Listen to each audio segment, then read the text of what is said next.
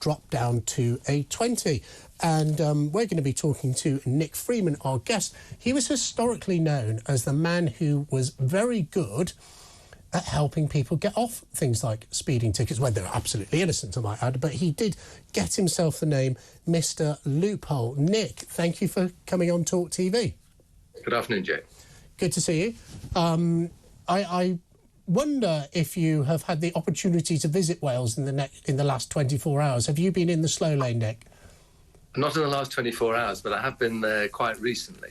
And they already had some 20-mile-an-hour speed limits. And as in London, it's counterintuitive. It's artificially slow. And whilst I can see arguments for it in London because of the high congestion, the density, the traffic, Wales is largely rural. There's something like 5 million acres for 1.6 million drivers.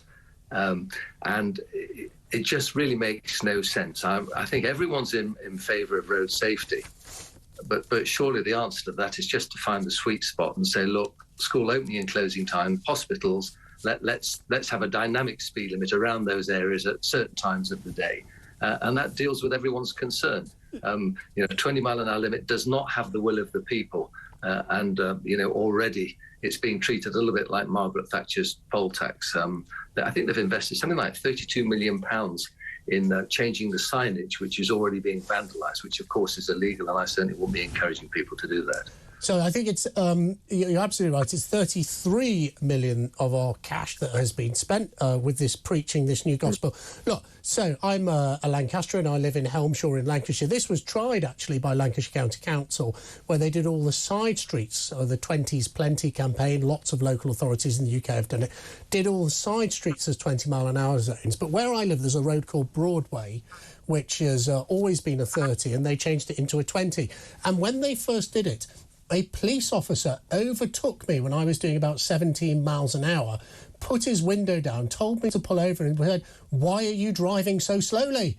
And I said, "Because it's a 20-mile-an-hour limit and you have just broken the law by overtaking me." Anyway, so that collapsed the 20-mile-an-hour on Broadway because no one accepted it. In fact, people vandalised the signs, police officers were overtaking you, and they changed that to there's 1, 2, 3 schools on there, so they changed that to a 20-mile-an-hour zone with interactive signs where during school day. So it's 30 miles an hour on a Saturday morning. Why do you think Wales hasn't gone down that route of more sort of dynamic road speed limits and just gone with this blanket 20 on all roads with streetlights? Mark Drayford? Well, that's a good succinct no. So let me ask you another question, Nick. How fast can I go on a 20-mile-an-hour? Obviously, I'd never go more than 20 mile an hour. But how fast can I go on a 20-mile-an-hour road without being done? Is it? We've read in the papers over the weekend. Is it 10% plus 3 miles an hour? No. That's that. No. You used to be prosecuted at 10% plus 3, so there was a tolerance zone of 10% plus 2. So within that zone, you were free. This is assuming, of course, all the signage and everything else about the case is correct. But let's just, for the sake of this discussion, assume that's right. At the moment, it's 10% plus 1. So 22 miles an hour is the 10% plus 1, 23. So they would start prosecuting you at 24. And look, they're going to exercise their discretion initially. They're going to have a chat with people. But I think the feeling is so strong, it's so anti, that I think the Welsh Government are going to have a serious battle on their hands. And, the cost to the economy is estimated at being 4.6 billion pounds per year. They're not awash with money at the moment. And I don't think the Welsh taxpayer is going to be happy about having to dig deep to fund the shortfall. OK, well, they're going to be getting a lot in fines, though. Who gets to keep the fines? Is it the police, the local council, or is it the Welsh Government? A mixture of both. And the money should be reinvested in road structure and infrastructure. And obviously, that doesn't always happen. But it doesn't generate that amount of money. And I think in this case, as you just alluded to in Lancaster, what's going to happen is people are going to be going slower than 20 miles an hour because they're going to be fixated with their speedometer. They're going to be paranoid about speed and literally nothing else. And of course, speed, it's bad driving that causes the problem. We need to be spatially aware. We don't want to be driving along fixated with speedometers, because that doesn't make for good drivers. We need to be looking at a whole host of things, including speed, but not just speed. And at this level, it's counterintuitive. And when you think of sort of people who are professional drivers driving at 3, 4 in the morning and they're sitting on empty roads at 20 miles an hour, it's going to be enormously frustrating, not good for their mental health and not good for the economy. There's no sense. There's a very easy solution. And, I was being slightly facetious when I said Mark Drayford, but it just doesn't make any sense. And when things don't make sense, it alienates the support with the public and the police. And at a time when, if, God forbid, you're burgled, they give you a crime reference number. They can't afford any further alienation. So they need to get a grip of this quickly. Otherwise, they've got serious trouble on their hands, in my view. Well, let's see how long it lasts. Bushra, are you a 20-mile-an-hour fan? I'm not a 20-mile-an-hour fan. I'm also a motorist. I get why we need it in London. And Nick's right. I don't understand why they're actually implementing this in Wales. You see, the thing about me is I often wonder why we're becoming a police state, because essentially what they're trying to say is that we are stupid and we don't know that we should drive slower. So they give us all these rules to say you have to. And this is, again, about bad drivers. So we need to fix it. We've always had a speed limit. So I want to... You say you're a driver. Breaking news for you here, Bushra, in the studio. There has always been a speed limit, and we are ultimately a state that enforces speed limits. Why not 20 miles an hour? Because in some places it is a snail pace, and we can use our discretion and our common sense and intelligence to say don't go this fast. Speed limits have never been about common sense. You can't say to a police officer, unless you've got a brilliant lawyer like Nick Freeman, he might help me, but you can't say to a police officer, well, it's a 30, but there's no cars around, so I thought I'd do 39 miles an hour. Oh, totally. I mean, this is, again, like Nick says, it's about bad drivers. And I'm telling you, a speed limit does not deter them. No. They will still be bad drivers. People still drive like it is. Nick, so you've spoken about this finally for you, and thank you for joining us.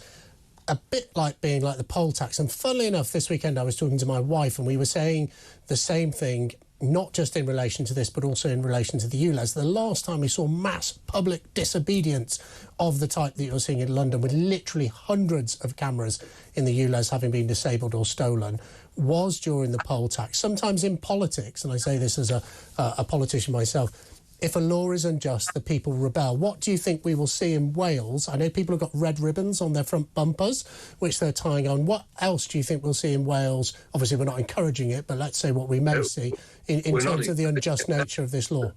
Let's make it clear, we're not encouraging any sort of vigilante behaviour. But lorry drivers have said they're going to crawl at 19 miles an hour, so they're going to cause massive congestion, massive tailbacks. People are already painting over the signs. And if the signs are painted over, the speed limit then, of course, becomes unenforceable because it has to comply with the 2016 regulations. So, people are incentivized to actually disfigure the signs, and then they have a complete defense. And, I suppose at the end of the day, we don't see police on the street, certainly in this country, really, do we? We see a few in London, but generally I drive to London regularly, and you literally see no one. So we're used to robotical speeding, robotical policing. So they're going to have to put a lot of cameras up to enforce this. Otherwise, it hasn't got the will of the people.